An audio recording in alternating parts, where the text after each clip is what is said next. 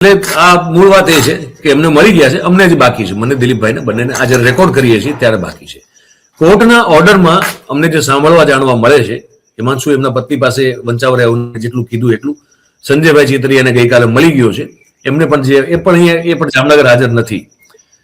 એટલે એમાં જે સમજ પડે છે એવું છે કે ભાઈ શુક્રવારે એટલે કે 12 તારીખે સાંજની આસપાસમાં ઓર્ડર નીકળેલો છે અને એ ઓર્ડરમાં એવું લખેલું છે કે લખાયાના 48 કલાકમાં એમને જે પણ વાંધો છે કે એમની સામે જે કન્ટેન્ટમાં વાંધો છે એને લઈને કન્ટેન્ટને તમારે સોશિયલ મીડિયા પ્લેટફોર્મ્સ ઉપરથી દૂર કરી દેવા.